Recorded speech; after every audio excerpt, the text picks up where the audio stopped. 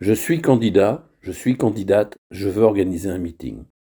En menant campagne pour vous adresser à vos électeurs, ayez le réflexe de penser à l'accessibilité pour chacune de vos actions ou de vos interventions.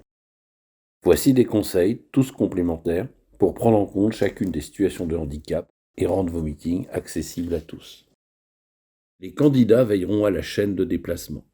Les personnes en situation de handicap doivent pouvoir se rendre au lieu de réunion par des transports accessibles, desservant des stations ou arrêts à proximité, ou en voiture, à condition que des places de stationnement réservées soient prévues également à proximité de l'entrée.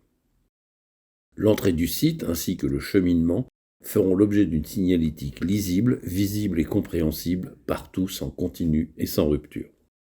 Les personnes en situation de handicap ainsi que les chiens guides d'aveugles doivent pouvoir accéder à la salle par la même entrée que les autres participants au meeting.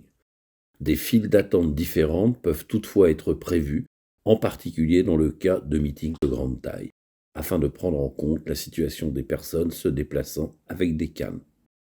Les réunions publiques doivent se tenir dans des salles accessibles.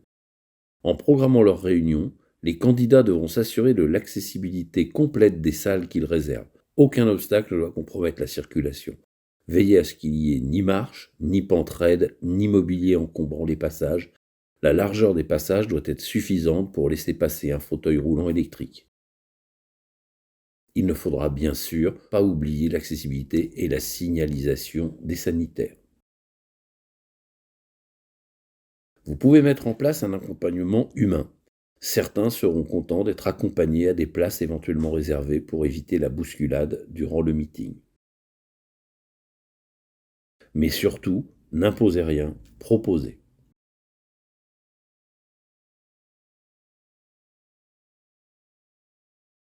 Les tribunes et scènes doivent être accessibles à vos colistiers en situation de handicap. Prévoyez une rampe pour accéder à la scène si elle n'existe pas déjà. Les électeurs sourds ou malentendants pourront participer aux réunions électorales si une accessibilité est prévue. Idéalement, il s'agit de prévoir l'installation d'une boucle magnétique par des professionnels. Elle permet à beaucoup de personnes appareillées de profiter au mieux du son des micros. Il faut prévoir l'interprétation en langue des signes française et en langage parlé complété, fait par des professionnels diplômés. Veillez à ce que la fenêtre des interprètes en LSF projetée sur l'écran soit placée en haut à droite, environ aux 2/3 de l'image pour que rien ne gêne la vision.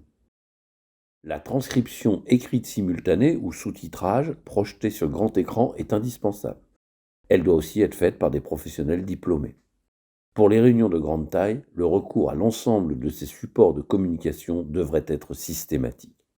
Si vous organisez un cocktail ou une réception à l'issue de votre réunion, pensez à prévoir des buffets permettant autant que possible aux personnes en fauteuil roulant, aux personnes de petite taille de se servir.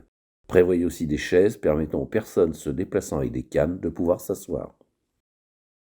Un dernier conseil, signalez sur vos affiches et vos sites internet à l'aide de pictogrammes que vos réunions sont accessibles pour inciter les électeurs concernés à y assister. N'oubliez pas, tout ce que vous allez faire pour l'accessibilité, en fait, servira à tout le monde.